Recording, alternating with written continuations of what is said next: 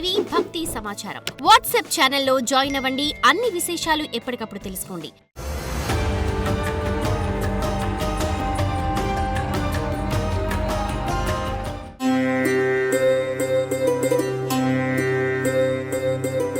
శివాయ బ్రహ్మణే నమ. వీరబ్రహ్మేంద్ర స్వామినే నమో నమ. 2026వ సంవత్సరం సింహరాశి వారి యొక్క రాశిఫలం. శివాయ బ్రహ్మణే నమ. వీరబ్రహ్మేంద్ర స్వామినే నమో నమ. వచ్చినటువంటి ఫలితం 3. ఇది దేవగురువు అయినటువంటి బృహస్పతికి సంబంధించిన ఫలితం. ఒకవైపేమో అష్టమ శని ప్రభావం వల్ల అనుకున్నవి జరక్క ఆలస్యమవుతున్న పరిస్థితులు చూడొచ్చు.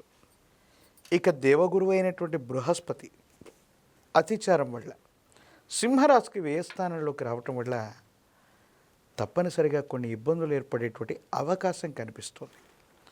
సింహరాశి జాతకులు ప్రత్యేకించి విద్యార్థులు ఎవరైనా ఉన్నప్పటికీ ప్రథమార్థంలో మీరు ఏమైనా ముఖ్యమైనటువంటి పరీక్షలు రాస్తున్నా, పోటీ పరీక్షలు రాస్తూ ఉన్నా వాటిలో సరైనటువంటి ఉత్తీర్ణత రాకపోవచ్చు, లేదా మీరు అనుకున్నటువంటి ఫలితాన్ని పొందలేరు. కానీ ద్వితీయార్థంలో మాత్రం తప్పనిసరిగా అనుకూలవంతమైనటువంటి ఫలితాన్ని పొందగలిగినటువంటి పరిస్థితులు గోచరిస్తూ ఉంటాయి.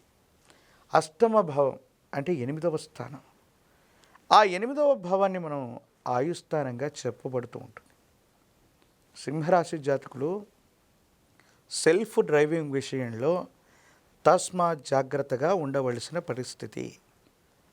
సెల్ఫ్ డ్రైవింగ్ వల్ల ప్రమాదాలు జరగటం, వాహన సంబంధమైనటువంటి ప్రమాదాలు ఉన్నటువంటి కారణంగా సింహరాశి జాతకుల యొక్క జీవన గమనంలో ప్రతి నిత్యం కూడా ఈ 2026వ సంవత్సరం జాగరూకతతో మెలగటం వల్ల కొన్ని ప్రమాదాలని తప్పించుకునే అవకాశం ఉంది.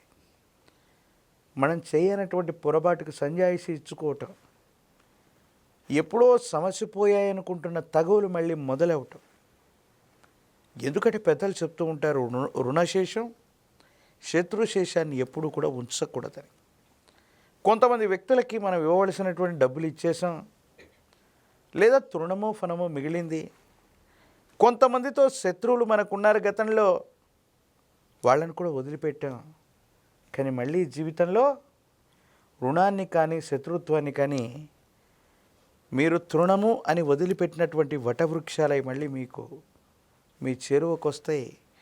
వాళ్ళతో మళ్ళీ మీరు పోరాడవలసినటువంటి పరిస్థితులు.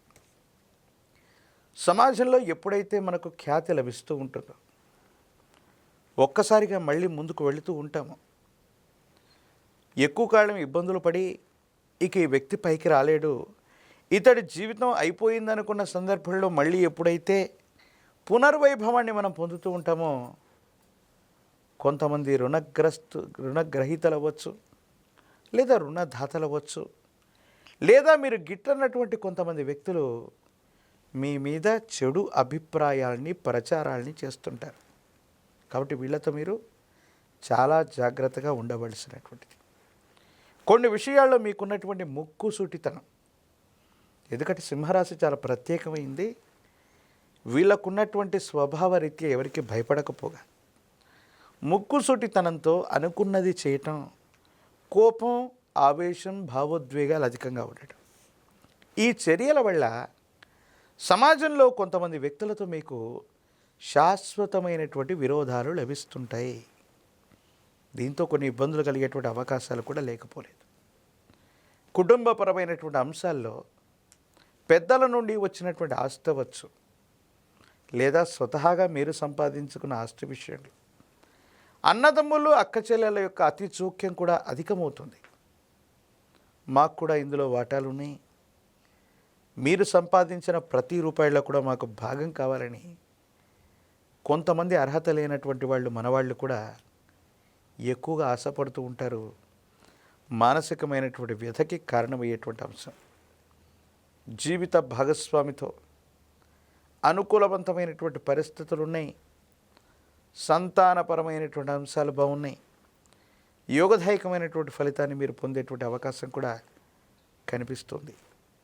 ఏది ఏమైనప్పటికీ కూడా సింహరాశి జాతకులకి గురుబలం తగ్గి ఉండటం, అష్టమ శని ప్రభావం, ఈ రెండు ప్రభావాల్ని చూపెడుతున్నాయి కాబట్టి కొద్దిగా జ్ఞాపక శక్తి నశించటం, లేదా ముఖ్యమైనటువంటి పనుల్లో ఉన్నప్పుడు మీ శక్తి మీకు గుర్తు రాకపోవటం, లేదా మీకున్నటువంటి పరిస్థితుల్ని వనరుల్ని సరిగ్గా వినియోగించుకోలేకపోవటం వల్ల అనుకూలవంతమైన ఫలితాన్ని పొందలేకపోతూ ఉంటాం.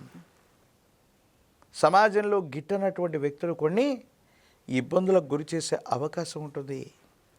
రాజకీయపరమైనటువంటి రంగంలో ఉన్నటువంటి వాళ్ళకి ద్వితీయార్థం యోగిస్తుంది. విద్యార్థులకు నిరుద్యోగులకు కూడా ప్రథమార్థం కంటే కూడా ద్వితీయార్థమే అనుకూలవంతమైన ఫలితాన్ని ఇస్తుంది. ప్రత్యేకించి ఈ రాశిలో ఉన్నటువంటి వివాహం కానటువంటి వాళ్ళకి చక్కని సంబంధాలు కుదురుతాయి. వైవాహిక జీవితం కూడా అనుకూలవంతమైనటువంటి అవకాశం కనపడుతుంది. ఆర్థికపరమైనటువంటి అంశాలు, వాహన సంబంధమైనటువంటి ప్రమాదాలు, ఇతరత్ర మిశ్రమమైనటువంటి ఫలితాలు కనబడుతున్నటువంటి పరిస్థితి దృష్ట్యా అంటే నరదిష్టి ప్రభావం కూడా బాగా ఎక్కువగా ఉంది. అష్టమ శని కూడా జరుగుతూ ఉంది. కాలభైరవ రక్షని మెడలో ధరిస్తే కాలభైరవ రక్షని జ్వాలాముఖి పూసలని మెడలో ధరింప చేసుకున్న కారణంగా అష్టమ శని ప్రభావం నుండి కూడా మనం బయటికి రావటం, తీవ్రమైనటువంటి నరఘోష, నరదిష్టి, నరపీడలు కూడా తొలగిపోవటం, అనుకూలవంతమైనటువంటి పరిస్థితులకి ఇది కారణమయ్యేటువంటి అవకాశంగా మనం చెప్పచ్చు. కాలభైరవ స్వామి వారిని కానీ హనుమ ఆంజనేయ స్వామి వారిని కానీ ఎక్కువగా ఉపాసన చేయటం, ఈ దేవీ దేవతా స్వరూపాన్ని ఆరాధన చేయటం వల్ల అష్టమశనిలో కూడా మంచి ఫలితాలు వస్తాయి. 108 అరటిపళ్ళను తీసుకుని హనుమంతుల వారికి నివేదన చేస్తూ మంగళవారం పూట కానీ శనివారం పూట కానీ చేసే ఈ అద్భుతమైనటువంటి అర్చన పేరే కదలి అర్చన. హనుమంతుడి యొక్క అష్టోత్తర శతనామాలకి ఒక్కొక్క కదలీ ఫలాన్ని సమర్పణ గావిస్తూ కదలీ ఫలాన్ని స్వామివారికి సమర్పించటం, నాగవల్లి దళాలుగా చెప్పబడ్డటువంటి తమలపాకుల చేత స్వామివారికి అలంకరణ చేయించటం, స్వామివారి యొక్క శరీరం మొత్తం పూసుకున్నటువంటి గంగ సింధూరాన్ని లేదా సింధూరాన్ని నుదుట బొట్టుగా పెట్టుకోవటం, హనుమంతుల వారిని ఈ విధంగా పూజించటం వల్ల అత్యంత అనుకూలవంతమైన ఫలితాన్ని తప్పకుండా మనం పొందేటువంటి అవకాశం కనపడుతుంది.